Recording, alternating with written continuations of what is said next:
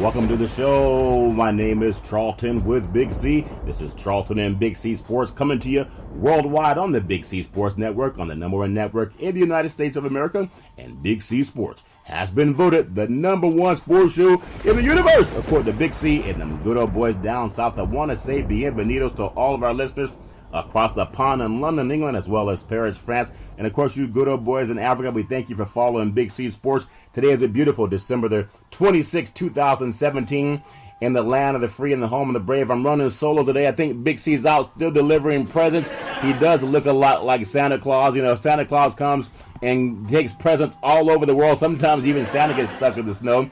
I do want to say today is a great day in the world of sports. We're all so grateful that we just had a great Christmas, and for a lot of people who are still out traveling, Christmas is one of the most heavily traveled holidays there is. You know, Thanksgiving is also a very highly traveled holiday season, but I'm so grateful that there's so much happening in the world of sports, and we were able to bring you a lot of things coming up into the Christmas holiday break, and now we're not going to turn away from it because outside of Christmas, there's a lot of good things going on in the world of sports. I think I ate way too much food, and that's something I tend to do on the holidays. I'm sure Big C's still eating on some of the turkey bones that he likes to cook for the holiday season. And even for the world of sports, we have a abbreviated show today. I know a lot of people are still in travel mode, but we're bringing you Big C Sports today. And starting with the weekend, there's a lot of great basketball being played for the holidays. Not only did we have a holidays filled with basketball, we saw the two better teams, in my opinion, what we know over the last 3 years in the NBA, when you look at the Golden State Warriors and the Cleveland Cavaliers. And Golden State, again, when they're at home, they're almost impossible to beat. Both teams have had win streaks that would run into the double digits this season. And I know there's always controversy. What good would the NBA be without some controversy? If you're a Cleveland Cavaliers fan, you're going to say that LeBron was fouled by Durant a couple of times inside a minute driving to the basket. Perhaps he was. But at the same time, if you're a Golden State fan, you're going to say LeBron does that all the time. He never gets calls against him. And so when it happens, sometimes it's more notable. But I do like what the referees did in that game. When you look at Steph Curry not being there, and people think, can anyone beat Golden State? Well, the answer is yes. Anyone's beatable. They come away with a 99-92 win over Cleveland. They're at home. They did not have Steph Curry. But you also got to keep in mind that you got to keep playing the game. And Durant, when you think about it, you can have Steph Curry sit the bench. Durant comes in, and you still miss his production because when Curry's playing, they're scoring into the hundreds. Well, they were stopped at 99. I mean, there's still enough to win, 99-92. But for people to wonder, who's the best player for Golden State? Would it be someone like a Steph Curry, a unanimous MVP 2 times as well, or Durant, who's also been a league MVP? When you have them on the same team, I think the only guys that could decide who the best player would be Durant and Curry if they were to play each other, and that would be a great pickup game to see Durant and Curry. Some people think that Durant would win because he's taller, or some people think Steph would win because he's faster, and they can both shoot the lights out. I like to see that game happen. And I'm sure they do it at practice all the time. But that's just something that you have when you're Coach Curry and you're loaded with talents on both sides of the ball. I do want to say today's segment sponsored by your Northern California Cadillac dealers, home of the all-new Cadillac Escalade, the standard of the world. And when you go by and test drive yours, tell them Charlton and Big C sent you. I want to bring up a thought about Cleveland and Kevin Love. Kevin Love's a better player than a lot of people thought he was.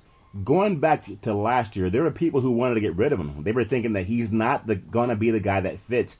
Well, I know they were waiting for Isaiah Thomas to get healthy, but when you think about that Love and Thomas, and last year they had Kyrie Irving, it made a big difference in their team when they get everyone involved, and it's not just LeBron having to defend the whole time on defense and also score all the time on offense. He has players that he can pass the ball out to, and it makes it a better team for Cleveland. I don't think they can beat Golden State in a 7-game series. I mean, they did it once before. They came back when they were down 3-1. Draymond Green was ejected.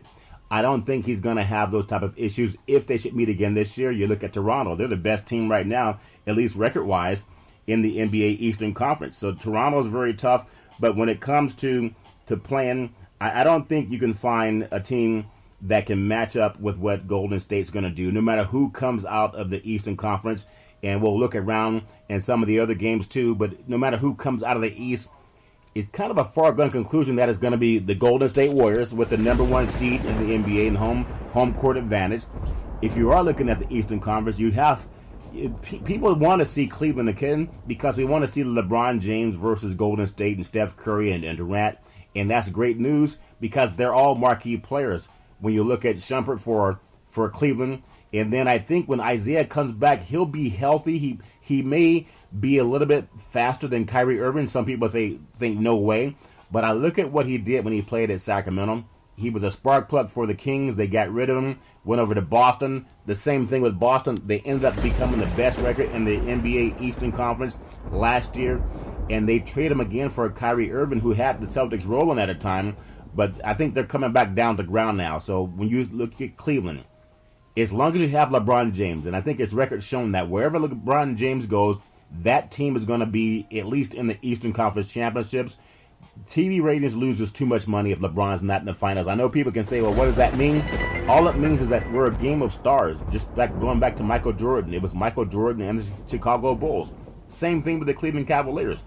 There's no one they can really find to knock off Golden State unless Golden State has what's already happened. Some ejections. We've seen that before with Draymond Green. I think he's past that. I think if you look at what happened with Durant coming over to the Golden State Warriors and Steph Curry sitting down, they're still going down to the wire. And how important was that game with Golden State beating Cleveland in the end? Think about what would happen if they played Cleveland without LeBron James. Take away one of their NBA All-Star players. If you take him away, we've already taken away Irving, but LeBron's able to hold his own. But if you take away Irving and you realize that you're still one of the best teams in the Eastern Conference, that tells you that Kyrie Irving wasn't really the guy that put them over the hump, okay? That's always been LeBron, and people know that, even though Kyrie got tired of living in his shadow. But I look at what happened, and LeBron can't do it on his own, but he's going to have to come in and have some help with his big three, and whether that's going to be, Thomas when he comes back or Kevin Love, he's the guy that the ball has to go through. If you take him out of the series, there's no way Cleveland even makes it to the Eastern Conference Finals, okay? That's just a fact. But you could take out Kyrie Irving, and Cleveland can make it there, and they'll probably get the chance to do that this year. So again, Golden State, one of the greater stories over the last several years is you've had this once-in-a-lifetime opportunity to see some great players, whether it's Draymond Green, whether it's Klay Thompson, and you have Steph Curry, and you have Durant. Iguodala has been an NBA Sixth Man of the Year coming off the bench, but they're just stacked. They're so loaded on offense and defense, and then Coach Curry has a kind of a gold mine to choose from, no pun intended. So look at Golden State to wrap up the West again. There are other games that we're just going to play. We're just going to be games that we play. Let's jump across to the Eastern Conference. The Philadelphia 76ers. They have so much young talent on that team. You have Joel Embiid. You have Ben Simmons. And you think about that marquee name, that's what the NBA needs. They need marquee players that can sell that brand, and I think they're going to do it well.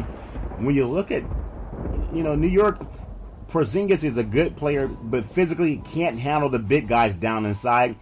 Philly to get a 105-98 win over the Knicks at Madison Square Garden. Obviously a great theater whenever you have a game in New York. I think Porzingis is going to be he's as good as he's going to be. He reminds me kind of a Kevin McHale. Even Kevin McHale was great for the Celtics. He was, Larry Bird was the guy. Larry Bird was a star player. We all knew that. Even though McHale had a name with Danny Ainge, etc., and they had the Chief, and they had Dennis Johnson. But I look at Porzingis, and I know they got rid of Carmelo Anthony last year. And a lot of people say, well, they're going to be better because they don't have Carmelo. But Carmelo is kind of a streaky player.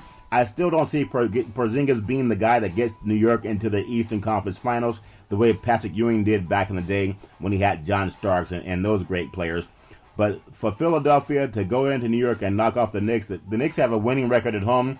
They struggle on the road, so for Philly to go in there and get that win, that says a lot more about Philadelphia and how much stronger their team's going to be this year.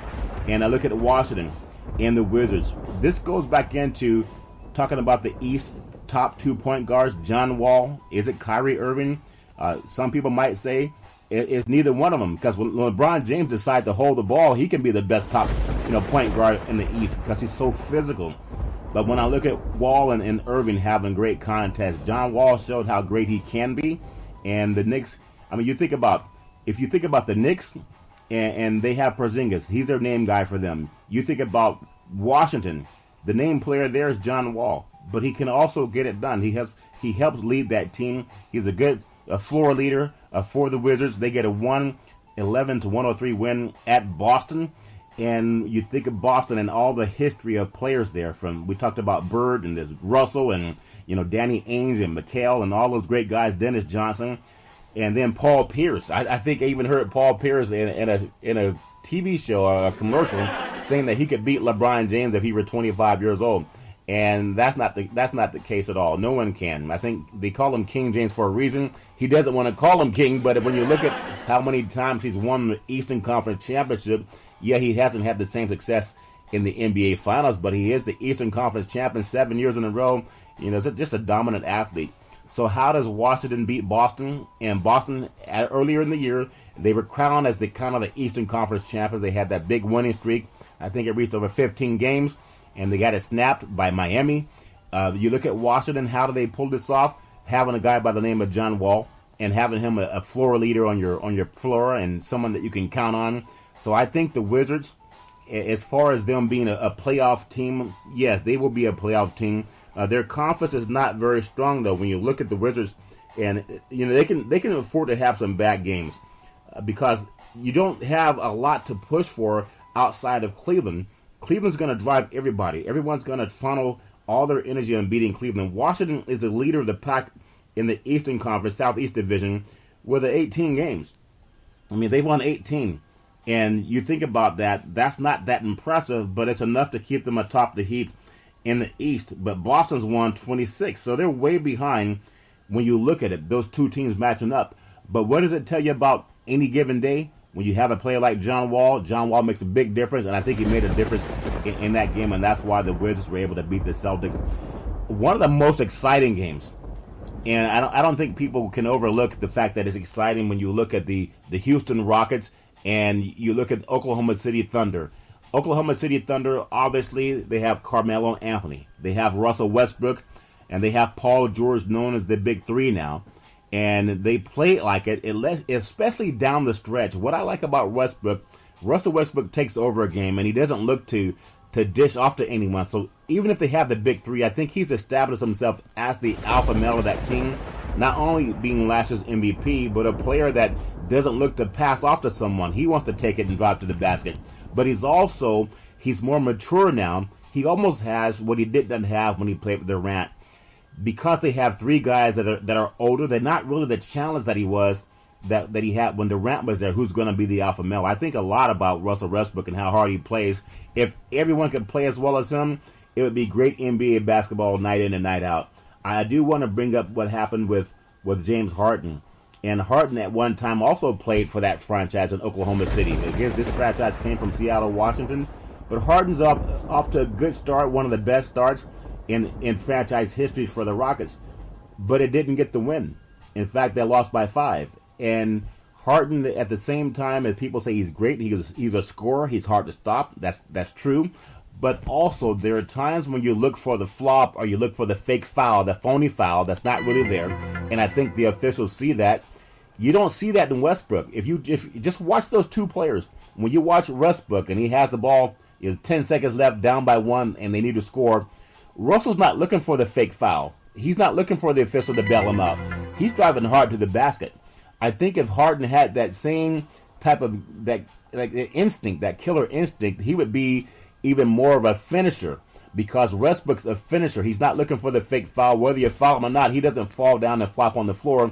And I think that's what makes him more composed going into the final seconds of a game. And I think that's one of the reasons that they were able to get that win at home. And you can't say enough about their crowd. But James Harden's great, but he's just not Westbrook when it comes to finishing. And I know a lot of people might dispute that, but watch the next time you drive into the basket with the game on the line. He's going to act as if he was fouled, and sometimes he's not even hit, but he'll flop his body to the ground anyway, and that may cost him. I think it cost him at times and a couple of buckets in that game against OKC. And then the final game of the night, you think about the Lakers, and they didn't have their star, at least their media star, in Lonzo Ball. I think he's going to be a dynamic basketball player in about 2 more years. I keep thinking all the criticism this kid takes because of his father's antics. But if this guy was still at UCLA, and UCLA had a big win over Kentucky on the Christmas holiday. But think about Ball not even being in the game. The Lakers fall to the Timberwolves 121-104 at Staples Center. And I'm telling you, Minnesota is loaded with players. But I want to go back to what's going on in LA. This is a team they can model themselves after Golden State. And you may say, well, how's that? But you look at Walton, who was coaching at Golden State. He had a better record than Kerr when Kerr was injured with the back surgeries. But he has that team, even though they got blown out at home. They were missing two players, Russell and also Ball. But you look at Minnesota, that team's loaded. That team is young and they're ready, but they need to run more. I think you had Charles Barkley saying on the telecast, if they could run the ball more with Karl Anthony Towns, this team would be very much a threat. They're already atop the Northwest Division in the Western Conference. They have 20 wins on the season, and I can't really see any weakness in them other than this. They're just young. But they're a team that can run people out of the building if you give them a chance to run the ball and not play a slow-down game. But that's something they're going to have to decide, if they want to do that or not. I just think if you look at Andrew Wiggins and Jeff Teague, they're great players for Minnesota, and they have a bright future ahead of them. So really looking forward to what's going on with the NBA, and we'll talk about that more as we get into the new year, as we're coming up on New Year's Eve. I mean, it's all happening so fast for Christmas with all the people traveling and, the president passing his tax bill to help cut taxes for millionaires and billionaires, and we'll take it because we could all use more money. But just a lot of happening in the world of sports. I want to look at what happened also in our abbreviated show. We're going to run down some NFL scores and some teams that have been eliminated from NFL playoff competition.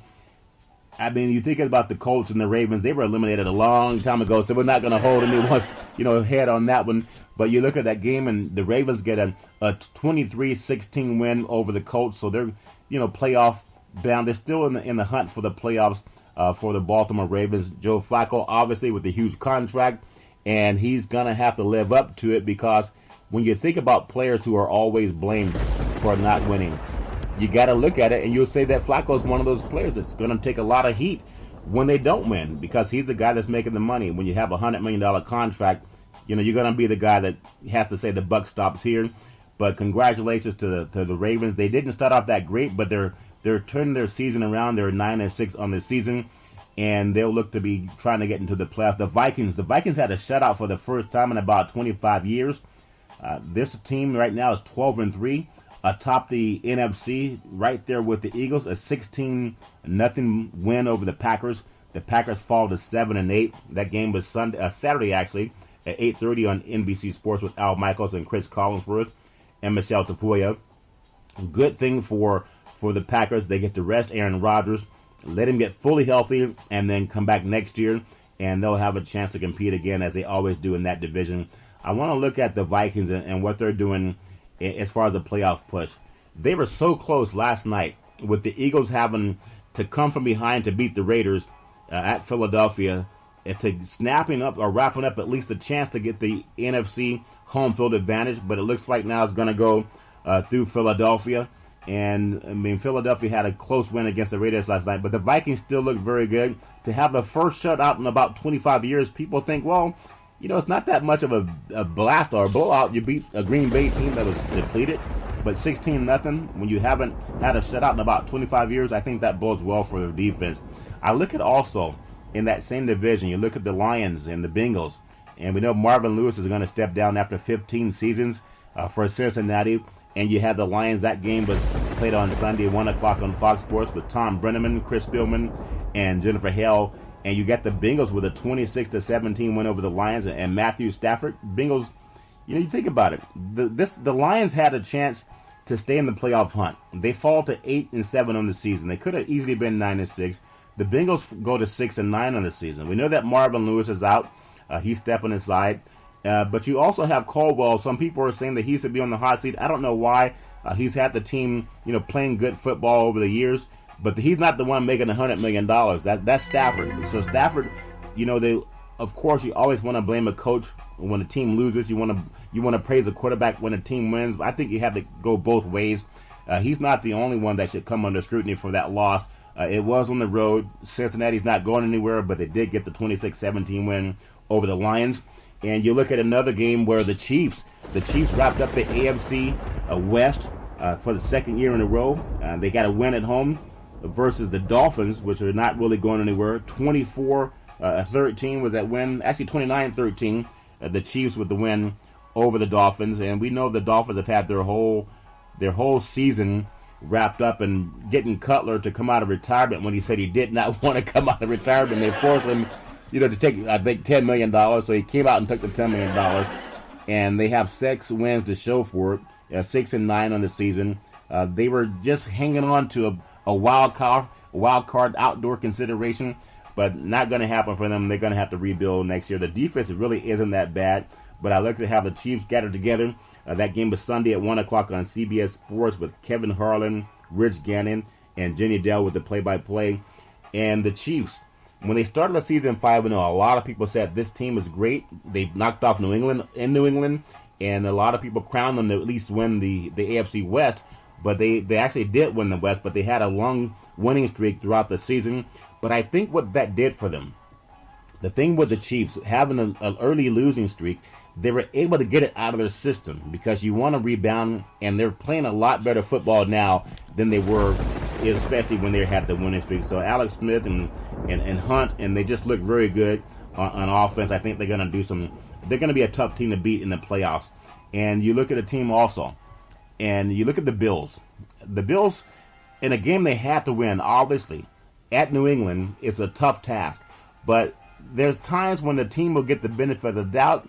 Not going too much into it, but was it a touchdown? Was it not a touchdown? Last I heard, when you have possession of the ball, you have 2 feet in the end zone on the ground, that's called a touchdown.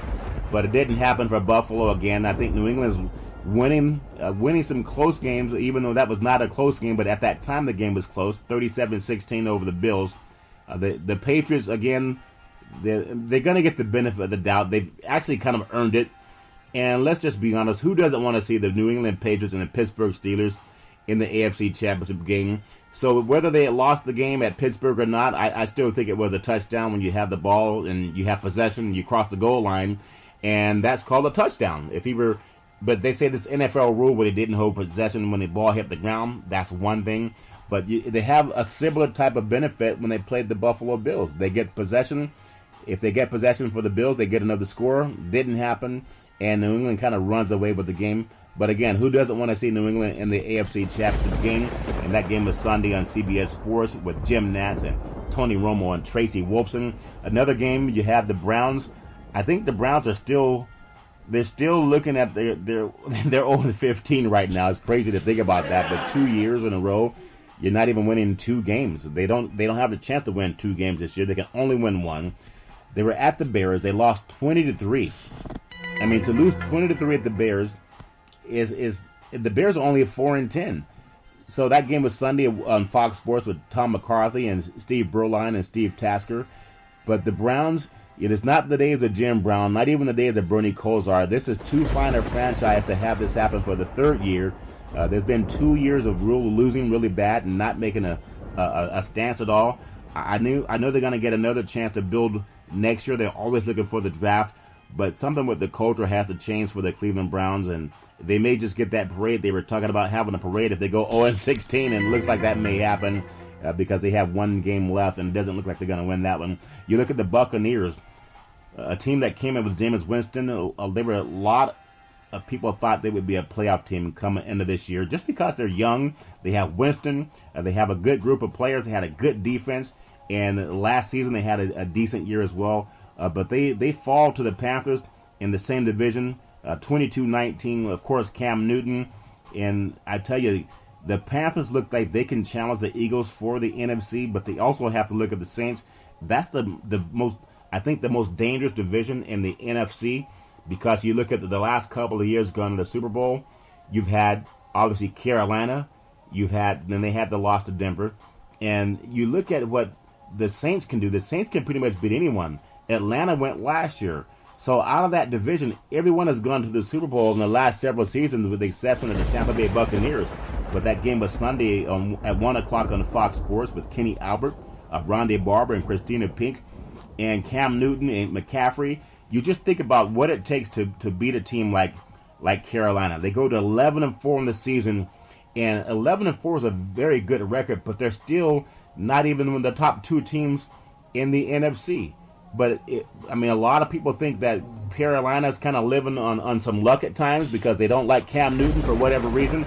But I tell you, that team might knock somebody off when it comes to the playoffs. Everybody's healthy again, and when you're healthy and you have an all-pro quarterback in Cam Newton, you have McCaffrey who can run the football. They have a good passing game. Their defense is tough.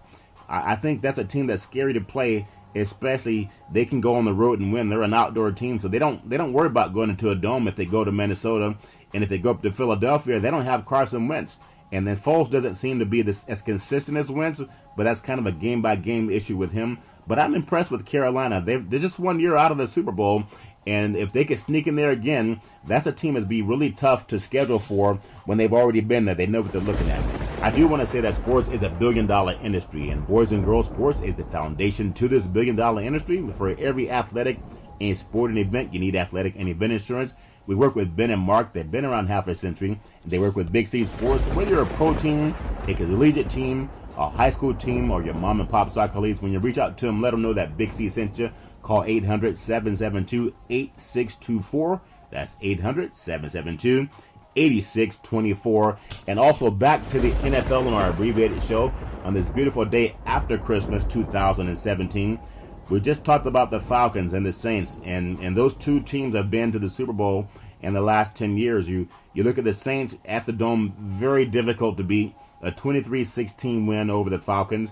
That game was Sunday at 1 o'clock on Fox Sports with Kevin Burkhardt, Charles Davis, and Pam Oliver with the play-by-play.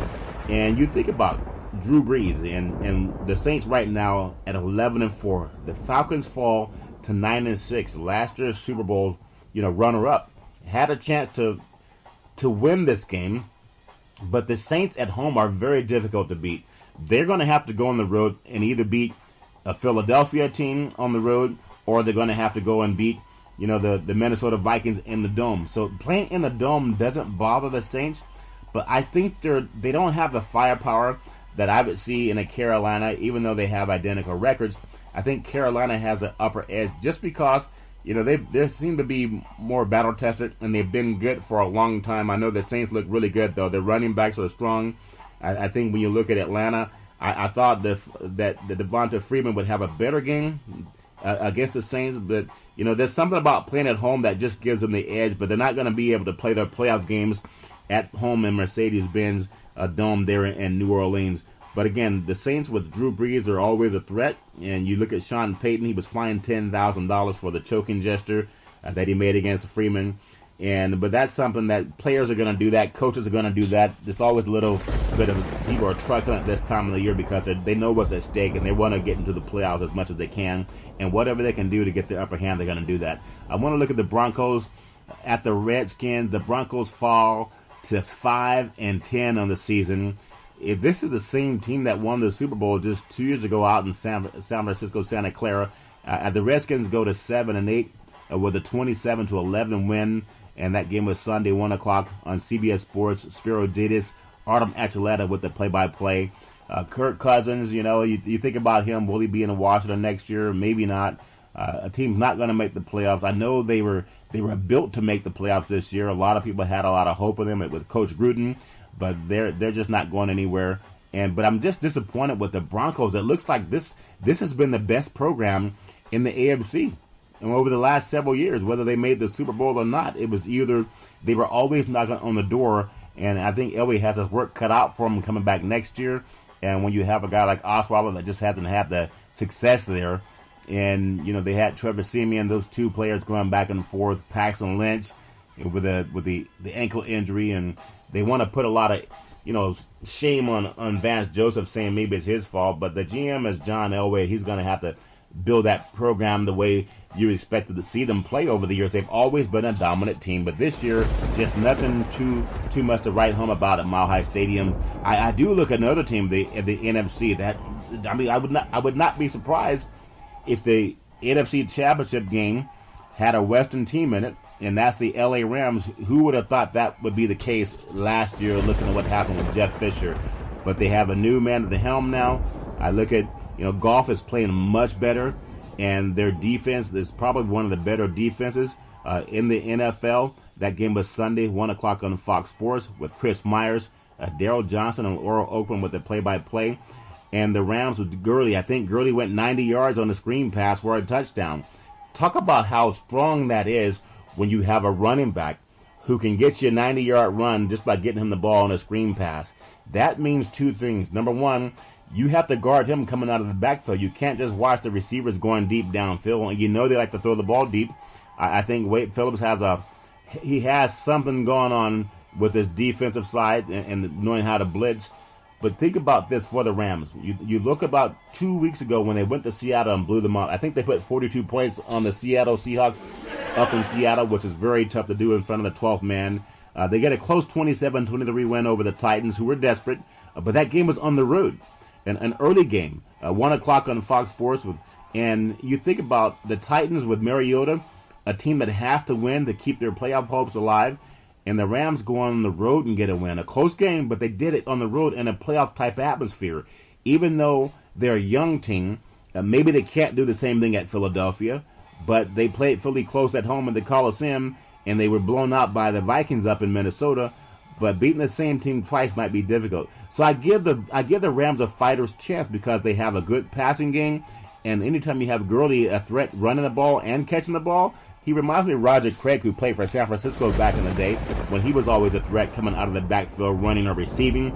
It gives headaches for any defensive coordinator. So I really look for the Rams right now, 11-4, looking very strong, as they'll bring the playoffs back to Southern California for the first time in a long time. And I'm sure the fans in Southern California will turn out the Coliseum for that one. The Chargers 7. You think about going into the game versus the Jets, and they get a 14-7 win. This team was on fire about 2 weeks ago, especially around the holiday season for Thanksgiving. They went into Dallas and won big. They got the win over the Jets, and that's all that matters going across the country for West Coast teams playing in early games. Sometimes difficult to do, but the Chargers found a way to get that done, and that game was Sunday at 1 o'clock on CBS Sports. Iron Eagle, Dan Fouts, and even Washburn went to play-by-play. But 14-7 win, not as impressive against the Jets, but a win is a win, especially when you have to play it early in the morning. And you think about running back Melvin Gordon, and he right now, 1,000-yard running back for the Chargers. It's a shame they have to play in a small stadium in Carson, California, a stadium that was held for soccer and also state football playoffs for California high schools. But I think they'll be a part of that beautiful wave of stadiums that's going to be built all over the West Coast over the past several years. You look at Seattle, and the Seahawks have a gorgeous stadium. I think the best design for an open-air stadium in the NFL. And then you have San Francisco has a nice stadium down at Levi Stadium, kind of open-end. Could have had more of the bowl look that they had when they had Candlestick Park. But now you look at where the Raiders, they're going to be going to Las Vegas and getting a state-of-the-art stadium. But you look at the Chargers and the Rams, they're going to have a state-of-the-art stadium also in Los Angeles down in Inglewood. So the West Coast will have some gorgeous football stadiums, and of course down in the desert in Arizona, people like Phoenix Stadium as well, where the Arizona Cardinals play. But a win by the Chargers nonetheless wasn't impressive, but they did get a win over the Jets. They go to 8-7 on the season, and the Jets fall to 5-10. I look at the Jaguars, and this team makes you turn your heads. Here's a team with one of the better defenses in the NFL, at least on paper. They come out to the West Coast, which could be a game that they overlook in the 49ers. The 49ers, they go to 5-10 on the season with a 44-33 win over the Jaguars, who fall to 10-5. In a game that was played Sunday, a 4:05 kickoff on CBS Sports, and they had Andrew Catalon and James Lofton with the play-by-play. And you think about the 49ers are hitting their stride. This is a team that's had a lot of issues off the field and on the field, but you got to look at Garoppolo as he's come on as a quarterback, 5-0. But they're 5-0 because they have a good kicker. It's not because Jimmy's doing a great job. He's not a bad quarterback, don't get me wrong, but he's not going to be the whole answer for that team. They play close in a lot of their games this year. So the 49ers, they might be a year or two away from getting back to the playoffs because they're going to replace The Cardinals have to do something to rebuild down there. Seattle's, I know they're still in the hunt. They knocked off Dallas, but they are getting a little bit older. So that's something you got to keep in mind. The 49ers still have to keep rebuilding that team, but they do have a history of winning. We'll just have to see if they've turned that program around since they got rid of Jim Harbaugh for taking them to the Super Bowl. They didn't like the way he wanted more control. And a game that I want to also finish on, we just talked about the Cardinals. You know, the Cardinals, they get a 23-0 shutout over the New York Giants. And just a couple of weeks ago, people were upset that Eli Manning was benched, and they were complaining and they coughed the head coach's job. But Eli was in a part of this 23-0 shutout. The Cardinals, they also have to rebuild. That game was at 4:25 kickoff on Fox Sports with Dick Stockton and Mark Schlereth and Shannon Spake. And obviously, when the Giants came into the season, they had the great receivers, Marshall and also Beckham. They thought those would be the guys who would at least be on the scene considering the playoff berth when you had Eli, a Hall of Fame quarterback who hasn't had a lot of success lately, but he still has the name, and that's pretty much what he has right now. And unfair, yeah, it may be unfair, but when you make the kind of money and you're considered the guy that helps you win, when you don't lose, it's all going to fall in his lap. And then again, Bruce Arians fighting for his job down in Arizona with a 23-0 win over the Giants. They do go to 7-8 on the season. And that may be Larry Fitzgerald last season. He reminds me so much of Jerry Rice in the way he prepares for every game, never takes a playoff, doesn't have the separation ability that he used to have, but still has great hands. And I just want to see him go out on top. And the Cardinals get the win, 23-0 shutout over the New York Giants. A game that was played on Monday, a 4:30 kickoff on NBC Sports on the NFL Network. Also, Mike Tirico, Kurt Warner, and Heather Clarks with the play-by-play. The Steelers look like they are Super Bowl bound. You want to say that just because they can score so many points, even though Big Ben has to be kicking himself based on what happened at home. The game against New England, they had it all wrapped up, and just threw the interception at the end, it really hurt them. But they bounced back in a big way with a 34-6 win over the Texans, and the Texans fall to 4-11. The Steelers go to 12-3. Think about this. There were some media pundits just about, I would say, a year or two ago, and they were saying that Coach Tomlin's overrated. I even heard some knucklehead TV and radio guys saying in the New England game, well, Tomlin, we know he's more of a motivational rah-rah type of guy, but Belichick's more of an X's and O's. I think the last time I checked, every football organization, they use X's and O's, but he's not given the same kind of credit for having the Steelers at the top of the AFC. If he's not a good coach, that means there's a lot of other coaches behind him that are not as good either. But he's a great coach. Their X's and O's, it must be working because they're 12-3 on the season. But sometimes people want to take jabs at Coach Tomlin because he is very intense. But his intensity is what the Steelers play like. They have Juju Smith. They have Antonio Beckham. He's out of the games right now, but he'll be back for the playoffs. I just think when you think Antonio Brown, probably the best receiver in the AFC. And they have Big Ben, who if he doesn't make that, I just don't see Tom Brady making that type of a mistake that he made against the game against Pittsburgh and New England. You know, destiny has it for them to meet each other again. It would be an upset if one of them were to get knocked off in the playoffs. When you look at the Steelers and you look at New England, it just seems that they're ripe to meet each other. Looking at the records are similar. The quarterbacks are similar at least in their reputation. I know Brady has more Super Bowls, but Big Ben also has Super Bowls experience, and their defense is probably better than New England. Okay, so that's a team they just have to be kicking themselves that they did not wrap up home field advantage. But again, it's going to be outside if they get that far. There's still games to play.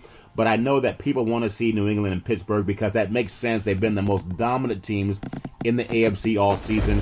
Hopefully we'll get to see that again. I'm going to close out on 2 games left. The Monday night game with the Raiders at 8:30 kickoff on ESPN with Sean McDonough and John Gruden and Lisa Salters with the play-by-play in that game. And I look at the Raiders, and they played like the Raiders that we thought they'd be when the season began. In the fact that they went on the road, and Marshawn Lynch had nearly 100 yards rushing against the number 1 defense against the run in the NFL, but they held their own. But there's something about the Raiders, and we've seen it all season long, and we've seen it the last couple of seasons. they find ways to beat themselves. And here they were with a chance to tie the game and even win the game late in the game, and they missed a field goal, a makeable field goal, and maybe against the wind. But these are things you have to do. Not that they were going to go anywhere, but you still want to finish strong. So when I look at what happened with the Eagles, they don't have Carson Wentz. Carson Wentz is a good player, but Foles is just as capable. But Foles did not have a great game last night. I think the Raiders had a good defensive package against him. They put a lot of pressure on him, and he would hold the ball too long, or he would just, take the sack. But I wasn't that impressed with him last night. I am impressed with the Philly defense and the way they played hard, and they stopped the Raiders when they had to. How will that hold up going into the playoffs? I think when you look at the Vikings and you look at Carolina, even if you look at the Saints, if you look at the Rams also with Goff, I think the worst quarterback going into that, I'm not going to say Foles is the worst. He has playoff experience.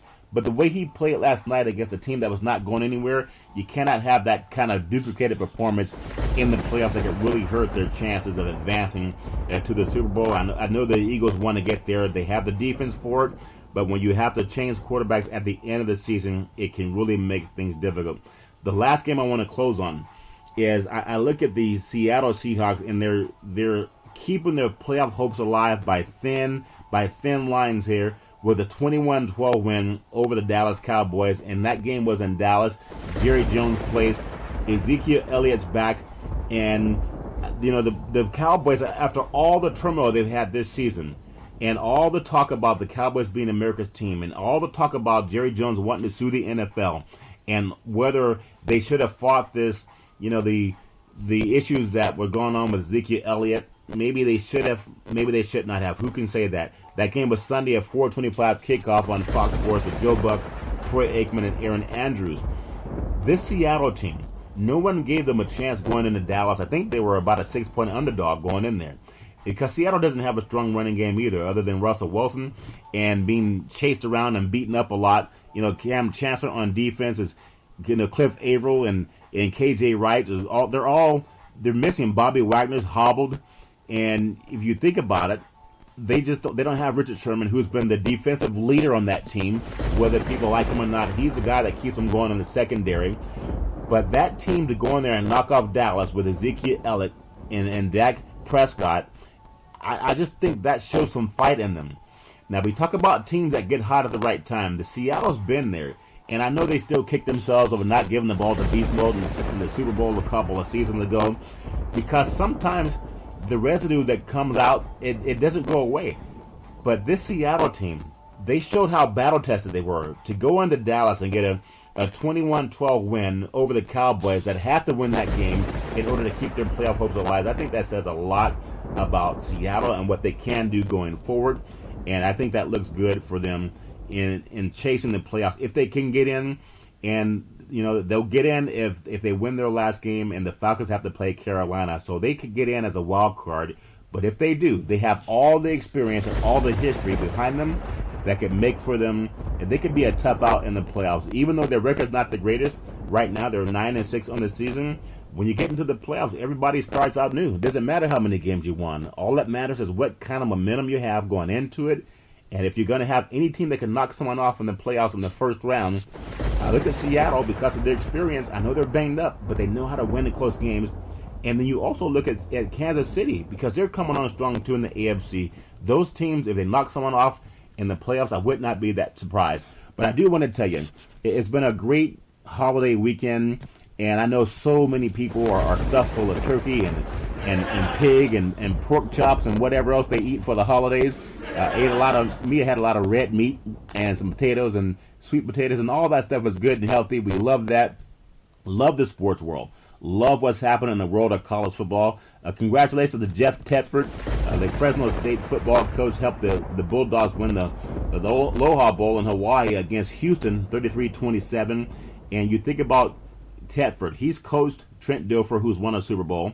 He's also coached Aaron Rodgers at Cal, who won a Super Bowl. So he played for the great legendary coach Jim Sweeney out of the Central Valley.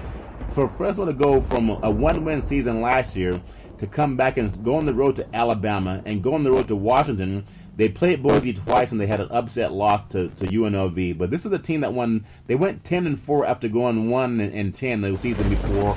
So that gives every program hope. Congratulations to Fresno State and Jeff Tefford and the Bulldogs. We'll have more build up on the college football scene as we've seen about 99 bowl games. I think Big C's stuck in traffic watching one of the 99 bowl games they had lined up this year. Love bringing you the NBA. College basketball is also coming around, and we'll see more of that coming into the new year. And for everyone that's out there, and please, don't drink and drive. And we know everyone wants to have a good time out for the holidays, but please keep everybody safe on the road. We hope that everyone gets home safely as they're traveling all over this beautiful country. And as we always tell you, every Monday through Friday at 5 and 6 p.m. worldwide, follow Big C Sports on the Big C Sports Network. We're on the #1 network in the United States of America. And Big C Sports has been voted the #1 sports show in the universe, according to Big C and the good old boys down south. We always want to tell you, there's never, ever any reason for domestic violence. If you know any woman going through that garbage, please call 911, because no woman should ever have to go through that garbage on her own. And as we always tell you on every Big C Sports show, we thank you, we appreciate you, and we hope that you have a super fantastic day.